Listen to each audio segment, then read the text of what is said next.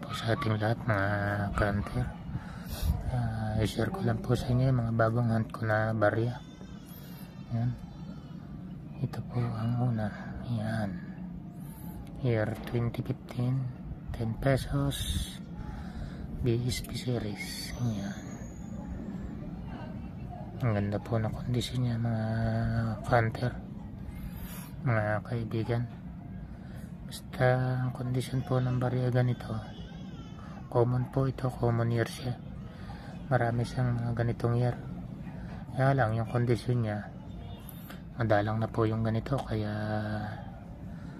kung kayo po ay nagnanais magtago, pipili niyo po itong itago. Dahil pipili itong magkaroon ng added value pagka demonetize na po ito.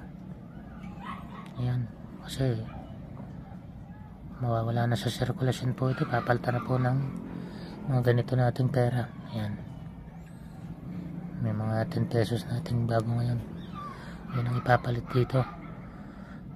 Pagka may nagkukumpleto po ng set o ng pump frame, yan, mas maganda po kasing ilagay sa frame kung mga ganitong kondisyon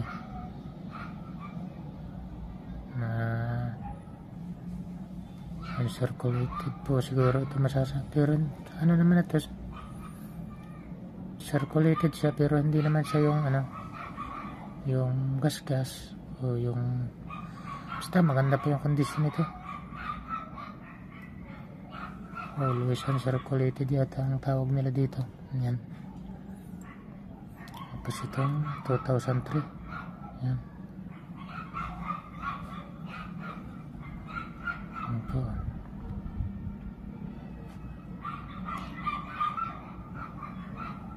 First po na 2003. Yan.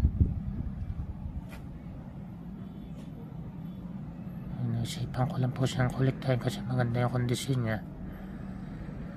Saka ito, yan, ito na ibayad sa akin ng customer po ito sa ginugupitan ko kapatid dito nung 2000 to hinahunt ko. Although ito hindi ganun kaganda, pero ano pa rin to, may luster pa rin po kasi siya sa year niya na 2001. Yan. Tapos ito, yan, isang commemorative coins. Ito ay common. Yan, may ano pa nga siya, damage siya siguro yan. Ito po ay common at maaaring sa kondisyon niya ay 10 pesos na rin po yung ano niya, yung mga value niya. Hindi na po ito magkakaroon ng mataas na halaga. Itong isang tong si-search ko pa kung may record sa remista. Kasi ano po siya, frost po itong kabila, frost po itong kondisyon itong ano na to. Ayan, itong kabila normal lang po siya. Ito year 2019. Yan, NGC po 5 pesos. Ito po ay hindi ko alam kung common po ito o ano, kasi si-search ko pa. Hindi ko alam kung may ilan ang percentage nito sa numista, pero parang ngayon lang po ako nakakita ng ganito Frost po siya. Yan frost po yung kabila, tapos itong kabila ay normal. Aking pang-aaralin ito sa update ko po kayo dito sa baryang isa na to. Na-search ko po ito kung may record siya sa numista. Yan.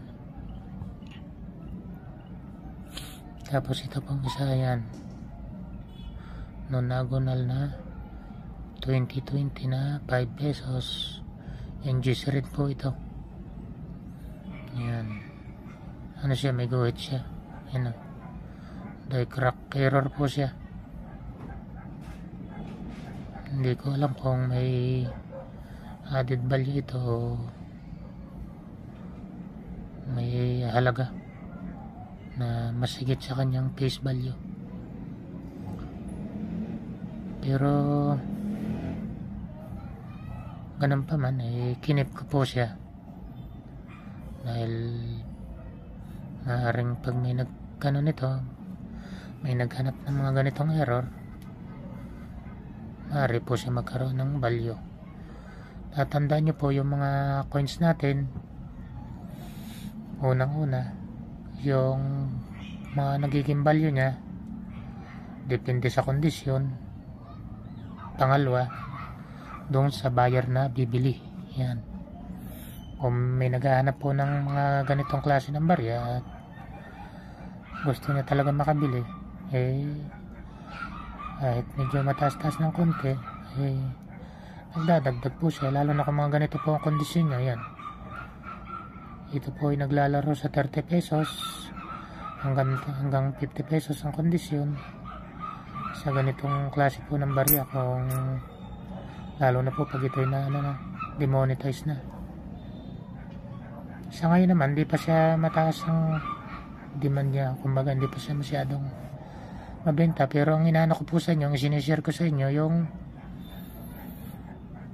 pagka wala na siya sa sirkulasyon, maaari na po siyang tumaas yung value kasi sa kondisyon niya. Yan po ang aking inaano sa inyo. Kahit magtago po kayo, basta huwag nyo naman pong itago lahat yung barya, basta mga ganitong kondisyon pwede nyo na pong itago. Yun lang po, hanggang dito lang po, at maraming salamat po sa inyong pagtitiwala sa aking munting channel. Muli po, shoutout po sa inyong lahat. Mabuhay po kayo. Maraming salamat po.